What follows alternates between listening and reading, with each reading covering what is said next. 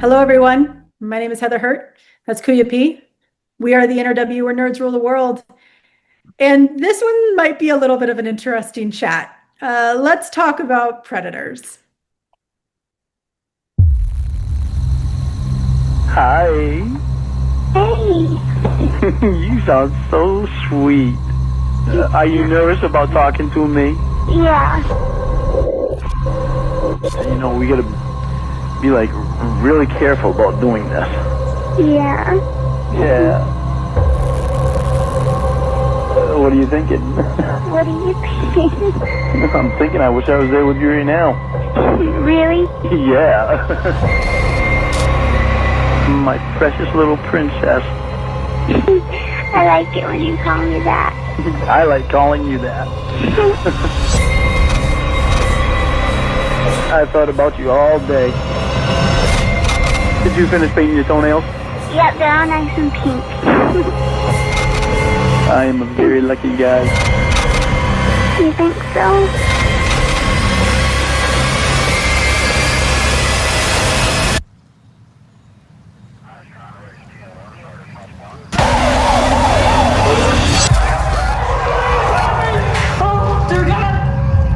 Some people watching this may feel like you have something to answer for. What do you say to that?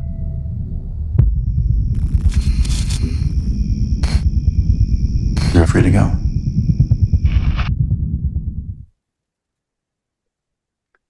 That was Predators. And if you thought that we were talking about the Predator franchise, we're sorry. Actually, what's kind of funny about this is that I spoke to David Osit today as the day of us recording this, and he made the joke that he kind of hopes that people kind of come upon this documentary by accident, thinking that it's something else. And I think he was talking about the Predators franchise. No, this is talking about the ascent, the fall, and the legacy of the To Catch a Predator with Chris Hansen, a Dateline special series that went on from 2002 to 2006, I believe. And it is directed and features David Osit doing interviews and doing and filming live action predator hunts. I think that's what they call them. I don't remember. I'm sorry. And it's a 2-hour conversation about the humanization of the victims, about the it's an exploration of the exploitation of crime and of criminals and of humans, much of which was done by Chris Hansen himself, and then following on the concept of how that became an entertainment genre. At least that's how I took it. He kind of mentioned in our interview that's not really what he meant to do there, but if that's how someone takes it, that's how someone takes it. That's the premise of this documentary. It's won several awards across the festival circuit. And I want to preface this with our feelings on this documentary do not, the conversation that Kupi and I are about to have is actually what he wants. He said it in my interview with him that he wants people to argue. He wants people to disagree. He wants people to agree. He wants people to be uncomfortable, to be made aware of situations that they might not have considered before, in both the positive and the negative, which I actually really respect from a documentarian. So please know that in this conversation, for me specifically, some of this might come off as a bit personal. But we will try our hardest to keep it professional because we are critics and that is our job. Kuya, both of us kind of came into this pretty blind. We watched this movie straight on, so I'm not going to do our normal initial reviews. So let's just jump straight into reviews. Kuya, what were your thoughts? So I recall watching, How to Catch a Predator, or To Catch a Predator, excuse me, was everywhere when it dropped, and it was very interesting and intriguing and scandalous and all of that, but it felt necessary because there are a lot of evil people out there, and this was exposing them. And I personally felt at that time, definitely, and still do in a lot of ways, these evil people need to be exposed. But then, and as shown through this documentary, because that's what this is presenting, but then you turn the needle and you have to also think of how do we heal, or how do we move, what is it, is due process being held, you know, because one of the main things that's brought up in this documentary is there's an 18-year-old who is predatoring in this, and how that case needed to be properly done, because he's an 18-year-old, a kid, was then his final year in high school was kind of just tossed to the side because his whole his life was flipped because of this whole thing. So it's, how do we move forward after this, and how do we properly do this? Because there's certain we're in a YouTube age now, we're in a viral age where there's copycat people now that are making their own videos, some that are very, thinking they're the Punisher and can abuse people. That is not their job. They don't have the right to do all of that. And there's also, as a person of color, there are things that are presented out there that, again, that's why we have due process, and people can be incorrectly labeled and be completely innocent. History has shown how many people are completely innocent and just can be framed work and be accused and be completely innocent. So I'm very mixed on this. My biggest problem with this documentary, it's really done well. It brings a lot of great content and footage to it. But I have a feeling that David Osit, who also shares his personal story, which I also understand, and he, and this is, I guess it's important because it's also put out there, was sexually abused from a predator, and that had him leaving, well, trying to trying to get the answer to his to that question, why. And that's what led, I think, in many ways, to this documentary, and that's what's presented here. But there's a moment at the very end where he's talking to the To Catch a Predator host, Steve Hansen, and he's doing it in such a way that Steve Hansen used to do things, but it feels like he's accusing and making Hansen and all these other people out that are documenting this, he's trying to me, it felt like he's calling the predators the actual documentarians, the people that were doing this work. There are people that are predating online that are using this in a very infamous way for clicks and are taking away people's lives. But I think there's something else to be said of what Chris Hansen did. And eventually, when that was eventually canceled to the new true crime or station that the show was then brought back, and how they are really trying to make a difference, that you can't equate Chris Hansen, I think, personally, to all those other people. So I don't like that it's kind of leaving a question mark with the title of Predators in its content. Yeah, let me know what you got now, Heather. But that's just my biggest. I think it's done well, but I also understand, because, again, I believe in the victim. David Osit, who made this film, is a victim. He's trying to find his answers. I think he's presenting both, but I just think there's a better way that it could have been presented in different respects. Instead of how I feel in certain ways, he's really putting his prejudices or just certain. I think a documentary should make you feel and be the judge, but I think he's slanting his opinion in the piece. Absolutely. And to be fair, film will be that.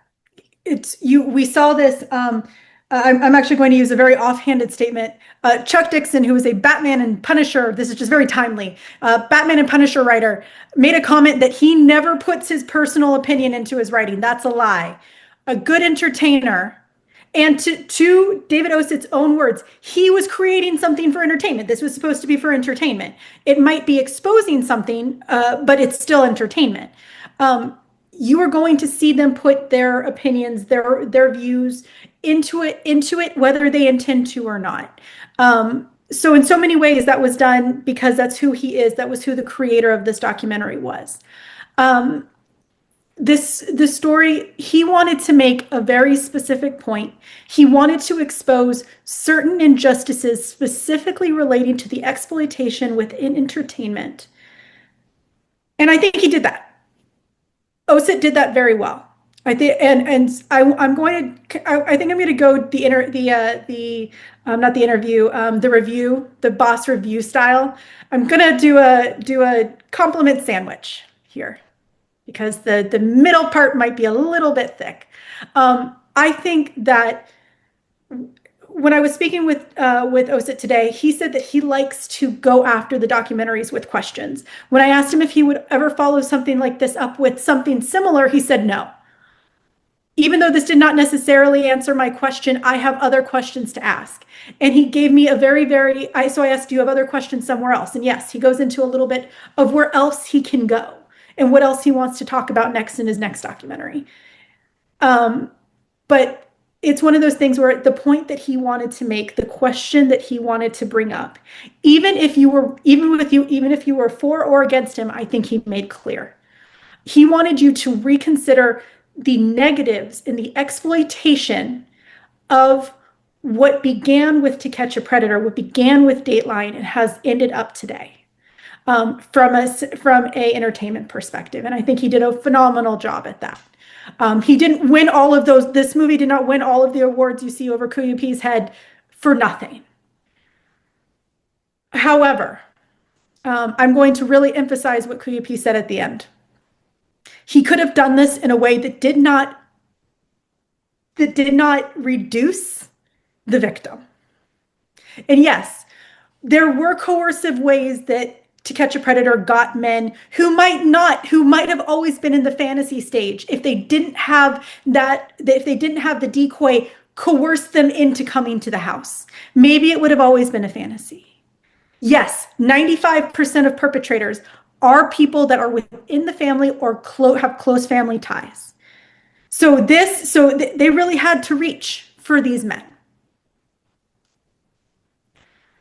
But afterwards, I had to reach out to a friend because I had to vent a lot when it came to this. And I might have upset David when I had a conversation with him in my interview. So go watch the interview. Just see his face, see what he says to me. But she hadn't seen it, but my response is, do you remember, and Kuyupi asked this of you, do you remember the moment where you read in the news that the white supremacist who went into the predominantly Black church and killed 9 innocent worshipers, he was then taken to Wendy's and got a hamburger by the cops? Do you remember how mad you were? Oh yeah. That's how I felt when I watched this. And I also said alligator tears instead of crocodile tears in my interview. I'm sorry, I meant crocodile tears. These men came into these homes with full intent of a crime. And then they started blubbering, asking for help. And yes, some of the raw footage that is in this documentary is very telling. It is very telling of the justice system. And absolutely, Kuyupi and I have had these conversations on air about this. We would love to see American prisons is not about redemption. It's not about correction. It's not about a return to society. How can they return to society? Which is something that this documentary exposes. Many of these men will never be able to do anything again, because guess what? They were on live TV and they didn't even need to sign their rights away. That's something that this documentary did very well. But if they weren't on TV, they would have committed this crime. They could have done worse to victims. And I'm going to put that victims in there. The only reason that we are giving them credence now is because they were caught. Now, was it done in a potentially bad way? Absolutely. But I kept hearing the word, these men deserved it, didn't deserve to have their lives ruined. JD Vance just said a whole bunch of kids in their late 20s to early 30s don't deserve to have their lives ruined because they were talking really, really, really schmatzy things in a group chat. where a little boy who was knocking on a door was called a man and deserved to get shot when he just was knocking on a door looking for directions because he was a child of color. I'm sorry. And to his credit, but here's where that sandwich is going to happen. To his point, this is something that I'm glad. I love having these interview opportunities that KAYFABEYBABY and I have, because this is what he wanted. He wanted people to disagree. He wanted people to feel uncomfortable. He wanted people to be upset, whether in his defense or against his defense. And so that is important. He wanted people to think greater than what they saw just on shows like To Catch a Predator.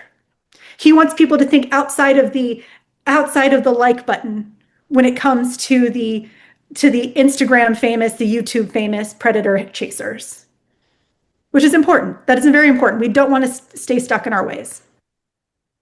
KAYFABEYBABY, thoughts? Yeah, you're hitting the nail on the head. I didn't realize we'd be in such agreement about this when you were giving me your thoughts and you had another vibe, because I still think it's put together well, but the more I think about it and the more I sat with myself and looking back at some of it here and there, I think what also hit me is I just think about the ending, how he tried to framework Chris Hansen at the very end, and then how it left in the camera's recording, and he just let that footage just go. What was he trying to say there? It just was very disturbing in a way. He's trying to framework America and just how we do that. And I guess Chris Hansen's the king. He's anointing him as the king, that one that started all because of the series. But also there's a lot of positive that was done with this work.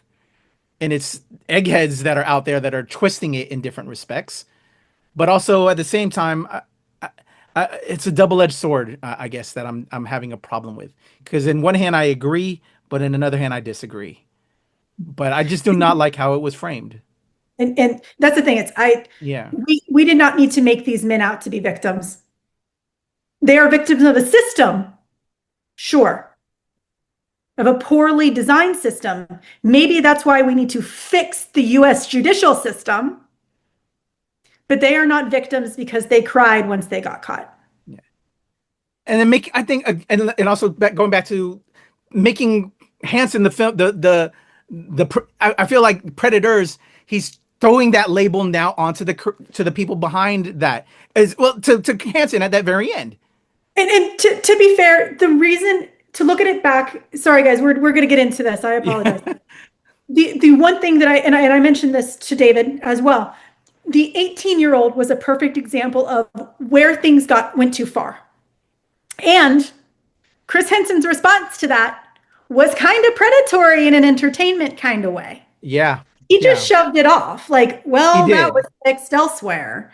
It doesn't matter. It was the legality of it in one state versus another is a different conversation. But the fact that that moment really exposed the truth about entertainment and exploitation. They'd rather ruin a child's life who is in a technical legal relationship than actually take the time and go, no, we shouldn't do that. It's not on the air now. It doesn't matter if it's not on the air now. You still have a child who has their lives ruined. They aren't allowed to be in the same room with their younger sibling. So honestly, in so many ways, talking through this, I don't think anyone in this documentary turned out good. Yeah. In a way, it succeeded, right? To all his points, and actually, yeah. Yeah. To be fair, when I asked Chris, I asked most people this question, don't get me wrong, but I really wanted to know Chris Osit's answer to this. I asked him, what do you want people, as I said this earlier, what do you want people to feel when they walk out of this? And he said he wants people to just think outside the box is basically what he wanted. And that's what this did. Honestly, it pissed me off. It made me think outside of the box the exact opposite direction that he went, which is okay. Yeah. It did interfere with my ability to be a professional critic for a little while. I'm glad we did this today and not yesterday when I watched this movie. Yeah. But it gave us opportunity to think about it, and the real expose on the exploitation within media is important. Yeah. It's really important. And now I'm like, oh, I'm sorry, real quick. I'm now thinking, Heather, is so super effective, because I don't think there's such a doc that we've watched this past year that has really annoyed us and pissed us off like that, and is raising these questions. Because again, just like the film itself, we need to talk. So I think if Osit was wanting that, he succeeded in spades. But